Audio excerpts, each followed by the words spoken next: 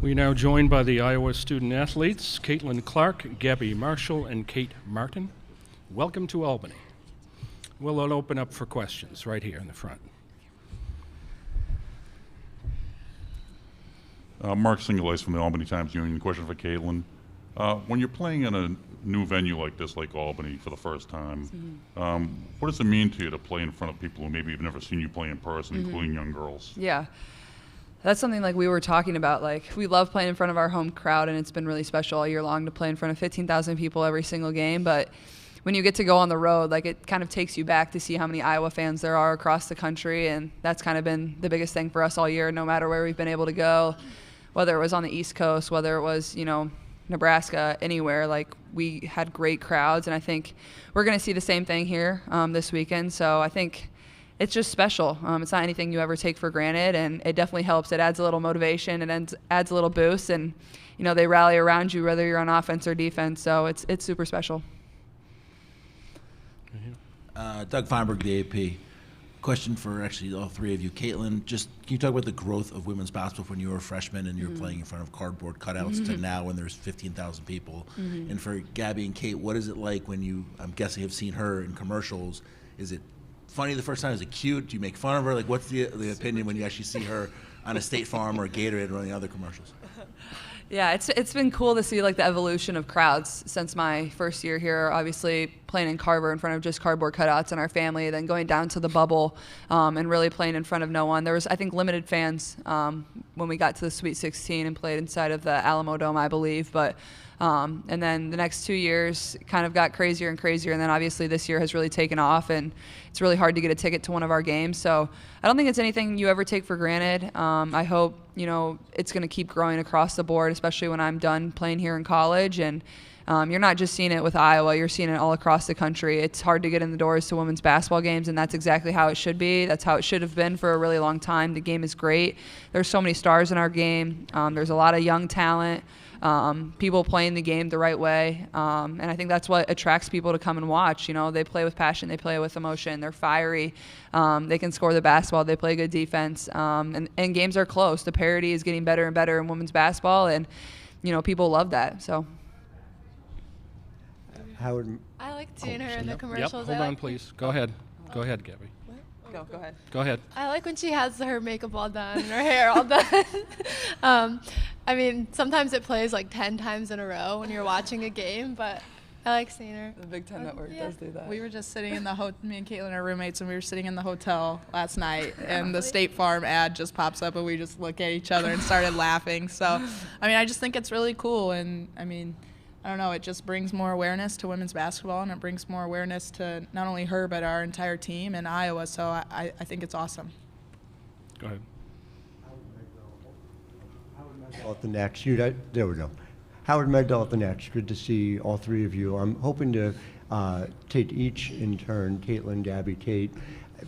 Regardless, reaching your goals this year, you're going to be in a position where it's dwindling to the last few games. And I'm wondering how each of you take a moment, if you do take a moment, to kind of take it all in prior to each of these. Yeah, I would say for myself, like the moment that I take everything in is like I just take a deep breath before the national anthem and kind of soak in the environment and the crowd, and then you get competitive for 40 minutes and enjoy that. And then when I walk off the court, I try to take as much time as possible to sign as many autographs and whatever, and kind of soak in the environment and enjoy that, because you don't really know how many games you have left at this point. We just had a practice, we play tomorrow, and that's really all you're guaranteed. You're obviously trying to go out there and win and fight for another day, and I think that's for all three of us. Like, we don't want this to end. We love coming to practice. We love playing games with each other. You want to soak it in and keep extending it out. Yeah, I would just say, just to piggyback on that, obviously you want to play as long as you can, but I think I'll look at them sometimes and just be like, wow, like this is almost over, but think about all the memories that we've made together on and off the court. And I think that's the most important thing. That's what we'll remember forever, is just the people that we've been around, the coaches, the other players, and just what we've been able to do together. Yeah, I just want to echo what they've said, but also, I think that's what makes March Madness so fun is when you have seniors that, feel like they have nothing to lose. That's when you see buzzer beaters and game winners and things like that, and that's why it's so fun. And we obviously have 5 seniors on our team, and so we want to extend our time as long as possible because we do have a lot of fun playing and we love each other. And really I take my moments to soak it all in is right before tip. I just kind of look around to see how many people are there and just think, wow, like I can't believe I'm in this position. I feel extremely grateful. Thanks. You're good.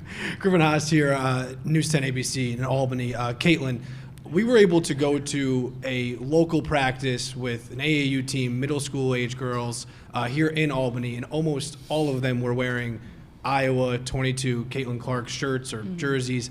What does that mean to you to be able to provide a role model for especially young girls to be able to identify with across the country?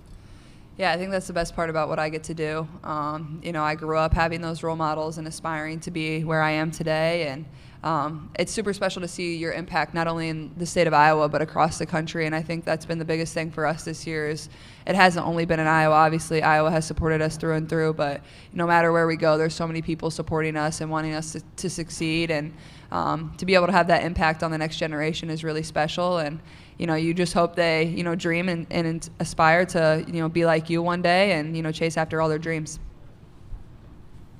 Hey guys, Claire Hanna with TSN. This is more for Gabbie and Kate, but your coach was just in here talking about how competitive Caitlin is at practice, that sometimes she has to issue her technical fouls. Can you just give examples of that competitiveness? But then Hasn't happened in a while. she also mentioned how loose Caitlin is in the locker room and just maybe how playful she is too. Let's start with Gabbie. Go ahead. Yeah, I think it's good that she has that balance. Obviously, when she steps on the court, she's going to show the passion and just the fiery attitude that she has just because she loves the game so much and she wants to win. She hates losing, so that's where that comes into play, the technicals and just, I don't know, our managers are refs at practice, and so that can kind of get out of hand They're sometimes. horrible at reffing. But then, she's so goofy and fun and loving in the locker room and just off the court. So I think it's good that she has that balance. Kate?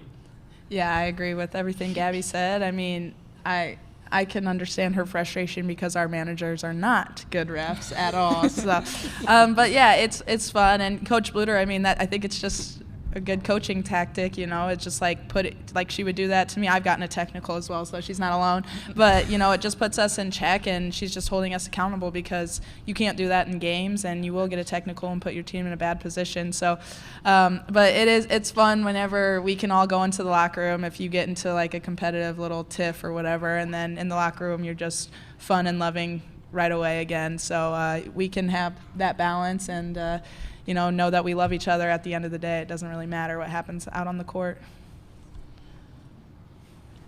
Nancy Armour, USA Today. Caitlin, Lisa was talking about confidence, and she had mentioned on the other night about Hannah needing to be more aggressive, and you've talked a couple of times this season about how special she's going to be, how good of a player she can be. How important is that for you to say those things and for you to have those conversations with her in order to build up her confidence and be the player that you know she can be? Yeah, I think that's the biggest thing with Hannah is just going up to her and giving her those words of affirmation and telling her how much we believe in her, whether it's me, whether it's them too, whether it's her other post players that she works with every single day. I think that's the biggest thing for all of them is just knowing that their point guard believes in them and knows that they can rise to the occasion. And we've all seen what Hannah can do. She put up 47 points. She can absolutely dominate. In my opinion, she runs the floor better than anybody in the country.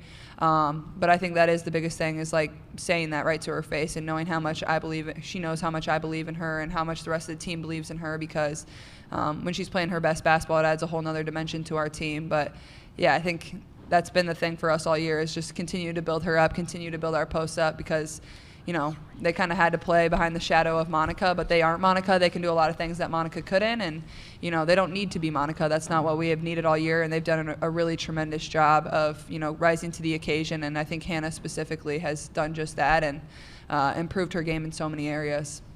Row 3. Yep. Yeah, Michael Vopel from ESPN.com. Caitlin, I know your focus is on this, but there's been some off-court things with the Ice Cube offer with the Big Three, and then with the invitation, which I know you probably don't you hope that invitation doesn't happen because you want to be with your team in Cleveland. But I wondered if just your thoughts on those things that are sort of happening a little bit off court. I know, like I said, your focus is on this, but there's been a lot of chatter about those things. Yeah, to be honest, I found out about the Big Three thing the same exact time you all did. And my main focus is on just playing basketball. I think that's the biggest thing. And like you said, USA basketball is that's your dream. You always want to grow up and be on the Olympic team, but lucky for me, I have the opportunity of possibly not doing that because, I want to be at the Final Four playing basketball with my team, but if not, that's where I'll be. And people that are on that roster are people that I idolize and have idolized growing up. So just to be extended a camp invite is something you have to be proud of and celebrate and enjoy. So, but more than anything, my focus is on winning these 2 games, and that's exactly how it should be. And I honestly don't talk about those things with really anybody. I have other people that deal with it, and they haven't said a word to me about it. And my main focus is on this team and, helping us find a way to beat Colorado and hopefully win another one after that. Go. Marissa Jack, Spectrum News. Caitlin, this is for you. None of us here can imagine what you're going through and just the fanfare of all of this. There has to be some downsides to that as well, though. I think of the interaction that everybody saw with you and your dad last week. That would have never happened if it wasn't you. What are some of the downsides? What's the toughest part of this for you? Well, I think the first thing is I was never talking to my dad. I don't know why people thought that. And my dad is my biggest supporter. He's literally my best friend, and he was my first ever basketball coach, and somebody that has always been there. And people probably think my dad's super competitive because I am, but he's never been that way. He's like a chill, constant person in my life that I can always rely on. And I think it's kind of been the same story for me over the course of the 2 years. Is I know people are always watching. I know eyeballs are always on me, and that's kind of what happens when you are in the spotlight. And it's not anything you shy away from. I think it's I'm competitive, I'm fiery. That's how it is, and I think that's what has brought me a lot of success. But I think at the same time, being able to channel that and use it in the best way. And my dad's literally one of my biggest supporters, and he honestly hasn't missed one single college basketball game of mine, and for that I'm forever thankful. But I think our team has always talked about it. There's always people watching. There's always young girls with eyeballs on you, so you want to always be on your best behavior, but also play with that competitive fire and passion that you always have that has brought our team so much success, and I think that's exactly what we do. Right here. Erica El Ayala with CBSSports.com. Gabbie, I'd like to start with you. My question is, Caitlin, along with Juju and Daisha, are players that have brought us back to women's basketball history. How have the performances from this season in particular changed your knowledge of and your kind of perspective of women's basketball? And then for Caitlin, for you being one of those players, how has the interactions with some of those legends of the game impacted or maybe given you a thought of how you would like to approach the next person to reach a record? Yeah, I think just there's so much talent in women's basketball right now, and what they've been able to do on the court day in and day out, it's attracting more people to come want to watch, fill the stands. I mean, we sold out Carver. She's doing that on a daily basis, which is crazy to think about. You don't see that all the time, but like she said, there's so much young talent as well, and I think it's just growing and growing, and I mean, who wouldn't want to watch, It's so much fun. We play with so much joy. We're starting to see more passion from women. I mean, it's just going to continue to grow, and there's going to be more people, more eyes on us, and more people who want to fill the stands and come see us play. I think for myself, it's been really cool. I think specifically Lynette Woodard was able to come to our senior night and be in Carver Hawkeye Arena. Somebody that maybe wasn't always given all her flowers, but was really a pioneer in our game and did so much for our game. And to be able to share that with her was really special. And as I've been able to break whatever record it is, it's been cool to have people that I've idolized and who I've aspired to be in my life reach out and congratulate me. And like you said, I hope I get to do that for the next person. Somebody's going to come along and break my records, and that's exactly how it should be.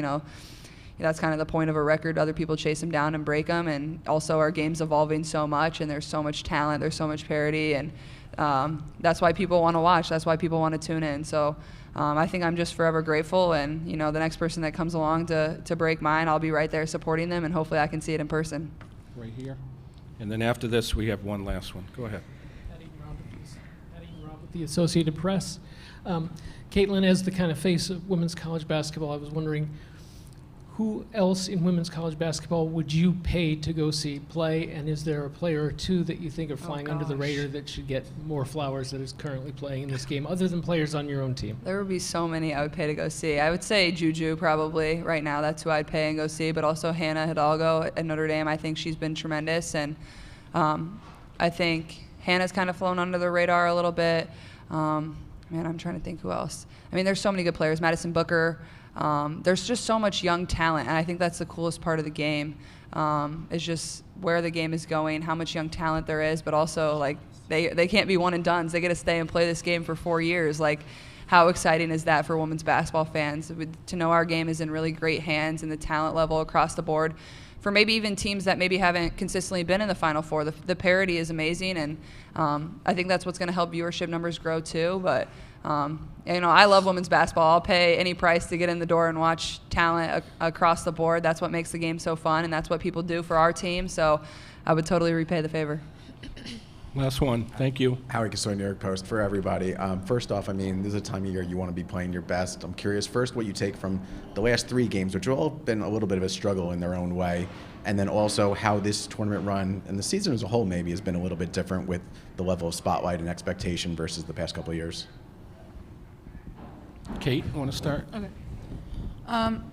Yeah, I mean, we're excited for our future. I mean, we look back at our previous games in the previous year just to learn for what's to come. But, I mean, West Virginia posed its own problems in its own way. But, I mean, they're a really good defensive team. And, I think the pressure and what they did to us is definitely going to help us in the future. And Colorado is a really good team. And, they've got a really good inside presence while they've got shooters surrounding number 21 down there. So we're just really excited for what's to come. And, I mean, the season has been really cool with all the spotlight and everything. I think it's just you have to be in this position to grow the game, and with all the attention Caitlin gets, it shines the light on all of us. Like I said earlier, it shines the light on every single one of us and Iowa as a program. So while it's been a little different with cameras literally everywhere all the time, it's also really cool at the same time. So we've been enjoying it, and as the season's dwindling down, we're just trying to enjoy all these last moments together and have a lot of fun playing basketball together. Gabbie? Yeah, I would say too, this year compared to other years, we've had more people pack opposing arenas as well. So like the attention that she's bringing in and the attention that we get in opposing arenas is amazing. I mean, we're seeing Hawk fans no matter where we go. We could go across the country. We saw Hawk fans at Rutgers, which is not an easy flight. But I think that's kind of where it's gone this year for us when we've been playing, not only at home but in away arenas as well. And like Kate said, we're just trying to, play as long as we can and just enjoy every moment that we have with each other on and off the court. I would say you mentioned the last 3 games. I think the biggest thing for us is I don't feel like any of those 3 were complete games, but I feel like that also is that to me, that's a positive. We found ways to win all 3 of those. Nebraska was playing the best basketball in the Big Ten tournament. They were playing great basketball. Jazz Shelley was playing tremendous. Markowski was playing great. Potts was playing great. They really gave us everything we could handle, and we weathered the storm, and we still found a way to win. And the same with West Virginia. Our offense wasn't really clicking in the way that it should, and we still found ways to win. We played great defense, and to me, I don't see that as a negative. I see that as a positive. I see that as Iowa doesn't have to rely on scoring 90 points a game to win every single game. We can find other ways to win.